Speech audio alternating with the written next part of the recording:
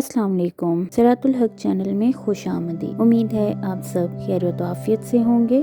اگر آپ اب تک اس چینل پر نہیں ہیں تو اس چینل کو سبسکرائب کر لیجئے اور ویڈیوز کو لائک اینڈ شیئر کر دیجئے۔ آج کا ہمارا ٹاپک ہے کلمہ حق کہنا بہترین جہاد ہے۔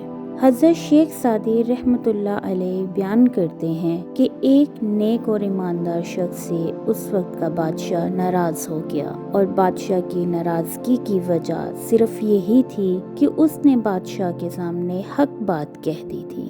بادشاہ کو اس کی حق گوئی پسند نہیں آئی اور اس نے اسے گستاخی خیال کیا اور اسے قید خانے میں قید کروا دیا۔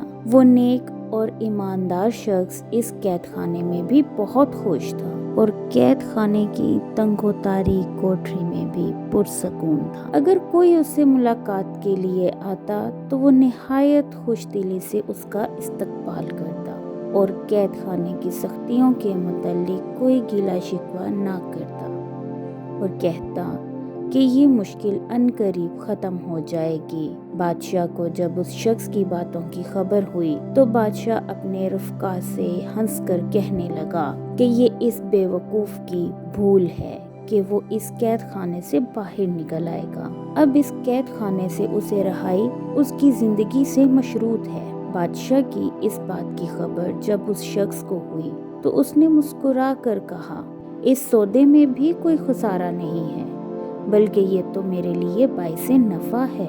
میں جب اس ظلم کو برداشت کرتا ہوا مالک حقیقی کے روبرو پہنچوں گا تو یقیناً اس کی رحمت سے نوازا جاؤں گا اور بادشاہ مالک حقیقی کے غضب کا شکار ہوگا۔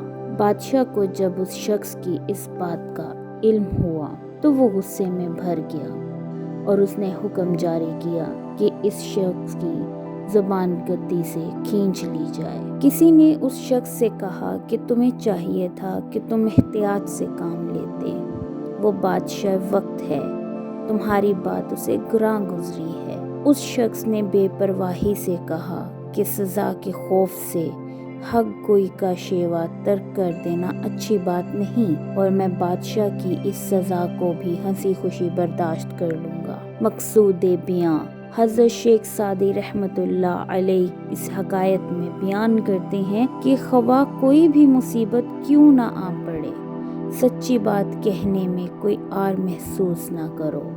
پھر ظالم اور جابر بادشاہ کے سامنے کلمہ حق کہنا بہترین جہاد ہے، اور ہمارے آقا رحمت دو عالم حضرت سیدنا محمد صلی اللہ علیہ وآلہ وسلم کا فرمان بھی یہی ہے۔ جزاک اللہ۔